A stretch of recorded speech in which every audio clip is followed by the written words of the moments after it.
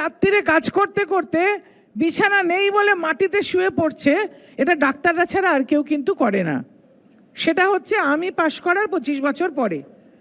কিন্তু তখনও কিন্তু আমি সেদিনও বলেছি যে ছাত্রীদেরকে কোলে বসিয়ে পরীক্ষা নেওয়ার একটা চল শুরু হয়েছিল, যারা আমি তীব্র নিন্দা করি, ঘৃণা করি। আমার ছেলেরা নিন্দা করেছে বলে তাদের কম নম্বর দেওয়া হয়েছে, তারা কিন্তু আজকে প্রথিত চিকিৎসক এখানেই। কিন্তু সেই যে কোলে বসে পরীক্ষা নেওয়াটা এই জায়গায় এসে দাঁড়াবে যে উৎকোচ নিয়ে পরীক্ষায় পাশ করানো হবে বা কারোর থিসিস আটকে রাখা হবে যদি সে মুখ খুলতে সাহস দেখায়, এতটা আমি ভাবতে পারিনি। কিন্তু এখন সেটা হয়তো হচ্ছে। ওই যে পুরনো ঘটনাটা, যখন বলা হতো এটা করো তাহলে নম্বর দেবো, নাহলে পাশ করাবো না, ও তুমি তো অমুকের ছেলে, তার মানে তিনি তো আবার কালীঘাটে যান, তাহলে তোমার তো নম্বর একটু কম হবে, এইসব কথা তাদের শুনতে হয়েছে। সেই জায়গাটার অবনতি ঘটতে ঘটতে এই জায়গাটায় এসছে। যদি আপনারা চিকিৎসা না হন, আপনাদের বিরুদ্ধে জনরোষ তৈরি হবে, গ্রামের মানুষ দৌড়ে আসবে হাসপাতালে, তখন কিন্তু আমরা রক্ষা করতে পারবো না। তৃণমূল কংগ্রেসের নামে কুৎসা রটনা করবে, তাদের কিন্তু আর রায় নয়, আর রবীন্দ্রসঙ্গীত বাজবে না।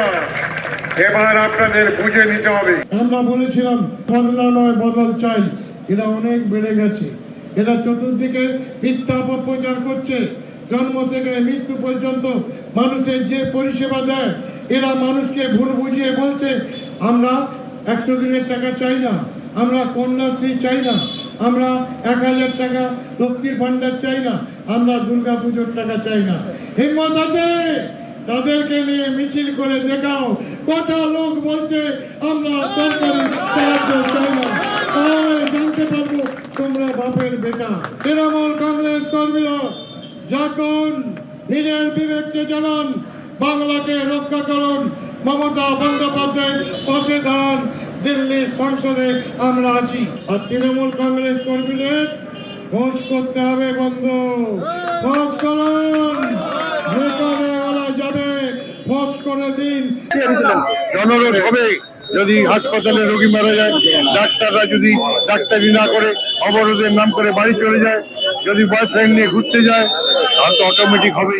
রোগী যদি বিনা চিকিৎসায় হাসপাতালে মারা যায়, তাহলে মানুষ কি ছেড়ে দেবে গ্রামের মানুষ? সবাই সবার অঞ্চল অনুযায়ী প্রত্যেকটা বুথে ইনস্ট্রাকশন দেন যে কোনোভাবে কোনো মেয়ে বা ছেলে ওই রাত দখলের এই মিথ্যা চক্রান্তে না বেরোয়। আর বিশেষ করে আমাদের দলীয় পার্টির কোনো ছেলে বা মেয়ে আবেগে না বেরোয়। যদি কেউ এই ধরনের সেই দিন বেরোয় আর আমাদের নজরে আসে, তাহলে সেই দলের যে নেতৃত্ব তাকে আমরা সাসপেন্ড করবো দল থেকে। অবশ্যই আমি আমার অডিওর মাধ্যমে আমি আমার দলীয় গ্রুপ আছে, সেই গ্রুপে আমি ইনস্ট্রাকশন দিয়েছি একজন নেতা হিসাবে, যে আমাদের দলে যারা ছেলেমেয়েরা, আমাদের দলে যারা জনপ্রতিনিধি কর্মীরা, তারা যেন কোনোভাবে কোনো মিথ্যা চক্রান্তের ট্যাপে পা না দেয়, তারা যেন জাস্টিস চায় এই মেয়েটার হয়ে। সেই জাস্টিস হচ্ছে ফাঁসি।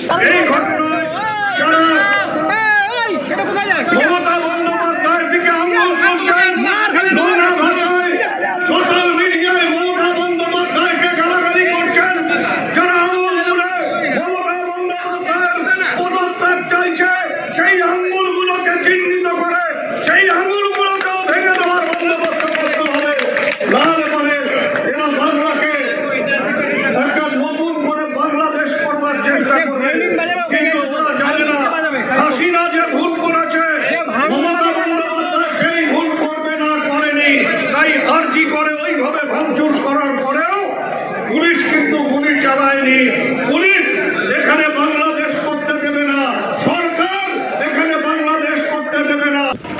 তা যারা কর্মবিরতি করছেন শাসক দলের বিরুদ্ধে বা বলছেন, তারা সরকারি বেতনটা নিচ্ছেন তো না নিচ্ছেন না? মানে আমার প্রশ্ন, বোনাস টোনাস যে হয় তো সরকারি, সেটা নেবেন তো না নেবেন না? মানে মানে আমি এমনি প্রশ্ন। আচ্ছা ধরুন যারা বলছেন এই আমাদের নিজের চারিদিক থেকে, তারা যারা সরকারি কোনো পুরস্কার বা ইত্যাদি নিয়েছিলেন, তারা ফেরত দেবেন? বলুন, ফেরত দিয়ে দিচ্ছি। কেননা যদি আপনাদের কোনো সার্বভৌমত্ব গণতান্ত্রিক অধিকার আছে আপনাদের, তাহলে বলুন ফেরত দিয়ে দেবেন। সিপিআইএম সায়ন সুজনরা ঘুরে বেড়ায় হয়নি। আজকে 2024-এ দাঁড়িয়ে আমরা এখান থেকে বলছি বদল তো 2011-তে হয়েছিল, 2024-এ বদলাও হবে। হবে তো? হবে তো? মমতা বন্দ্যোপাধ্যায়ের দিকে যদি আঙ্গুল কেউ তোলে, সেই আঙ্গুল কিভাবে নামাতে হয় আমরা খুব ভালো জানি। আমরা শান্ত আছি, কিন্তু আমরা দুর্বল নই। আপনারা শান্তিতে ঘুরে বেড়াচ্ছেন, তার কারণ বদলা নেওয়া হয়নি, তাই এবার নেবে বলছেন লাভলি মৈত্র। কিভাবে দেখছেন? এই যা বিপুল আন্দোলন হচ্ছে, লক্ষ লক্ষ মানুষ, এই গোটা আন্দোলনে লাভলি মৈত্র একটি অত্যন্ত ক্ষুদ্র অপাঙ্ক্তেয় বিষয়। আমি কোনো মন্তব্যই করতে চাই না।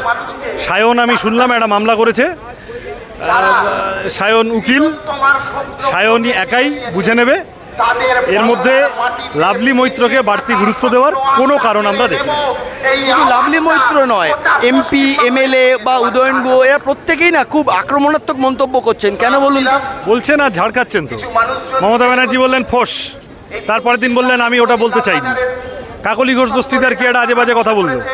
পার্ক স্ট্রিটের ধর্ষণের ঘটনার সময় কাকলি ঘোষ দস্তিদার এইরকম কথা বলেছিল। তার একদিন পরে বললো যে না আমি সরি, বলতে চাইনি। তারপর কাঞ্চন মল্লিক একটা বাজে কথা বললো, সে বলছে না আমি ভুল করছি।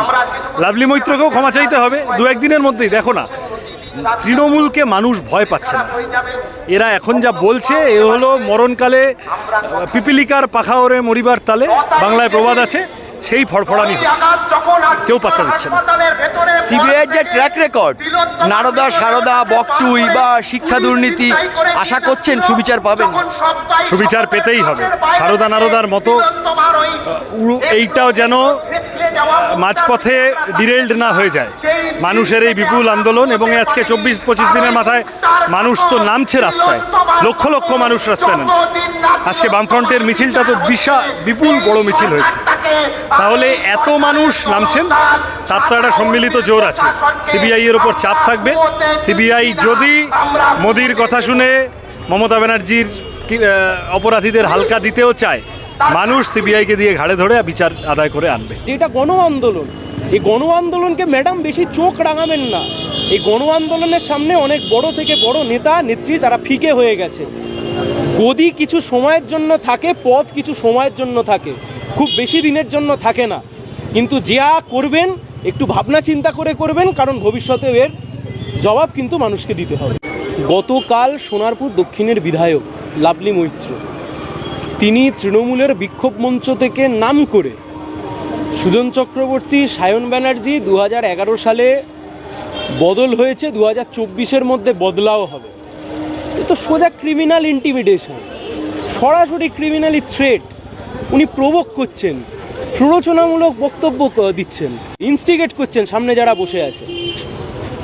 এমএলএ তিনি দাঁড়িয়ে দাঁড়িয়ে ক্রিমিনাল ইন্টিমিডেশনের কাজ করছেন থানা ঢিলছোড়া দূরত্বে। আমরা তো ভেবেছিলাম থানা সুমোটো অ্যাকশন নেবে, থানা অবধি আমাদেরকে আসতে হবে, এ তো অনভিপ্রেত। আমরা তো বুঝতে পারিনি যে থানা অবধি আমাদেরকে আসতে হবে। কিন্তু আমরা থানায় আসলাম, থানায় এসে আমরা গোটাটা জানালাম। অনেক এদিক ওদিকের পরে ওনারা একটা কমপ্লেন নিয়েছেন। কিন্তু পরিষ্কার কথা, খুব স্পষ্টভাবে আমরা যেটা বলেছি যে উনি যে পরিমাণে থ্রেট দিয়েছেন, এই থ্রেট শুধুমাত্র যে ফিজিক্যাল থ্রেট হতে পারে তা নয়। ওনার হাজব্যান্ড একজন আইপিএস অফিসার, আমরা কমপ্লেনে লিখেছি। ওনার হাজব্যান্ড একজন হাই র্যাঙ্ক আইপিএস অফিসার, যে কোনো মিথ্যে মামলায় আমাদেরকে ইমপ্লিকেট করে দিতে পারে। উনি যেভাবে বলেছেন বদলা নেওয়ার কথা, ফলত সেইটা নিয়ে আমরা আজকে থানায় জানিয়ে গেলাম। আমরা আশা রাখি থানা কর্তৃপক্ষ ব্যবস্থা নেবেন। যদি সোনারপুর থানা ব্যবস্থা নেন ভালো, যদি সোনারপুর থানা ব্যবস্থা না নেন তাহলে তার যা পরবর্তী জায়গা আছে সেটা আমরা করব, সেটা আমরা যাব। কিন্তু একটা কথা খুব পরিষ্কার, সোনারপুর থানা থেকে ঢিলছোড়া দূরত্বে এমএলএ দাঁড়িয়ে থ্রেট করছেন যে এবছরের মধ্যে বদলা হবে। কি মিন করতে চাইছেন? কি বদলা হবে? আর কতজনকে বদলা নেবেন আপনি? একটা গণ আন্দোলন, মানুষের আন্দোলন, আরজি করের ঘটনা নিয়ে রাজ্যের মানুষ আন্দোলন করতে নেমেছে। উনি কতজনের আঙুল নামাবেন? উনি কতজনকে থ্রেট দেবেন? উনি কতজনের বিরুদ্ধে নামবেন? উনি বুঝতে পারছেন না যে এটা গণ আন্দোলন। এই গণ আন্দোলনকে ম্যাডাম বেশি চোখ রাঙাবেন না। এই গণ আন্দোলনের সামনে অনেক বড় থেকে বড় নেতা নেত্রী তারা ফিকে হয়ে গেছে। গদি কিছু সময়ের জন্য থাকে, পথ কিছু সময়ের জন্য থাকে, খুব বেশি দিনের জন্য থাকে না। কিন্তু যা করবেন একটু ভাবনা চিন্তা করে করবেন, কারণ ভবিষ্যতে এর জবাব কিন্তু মানুষকে দিতে হবে।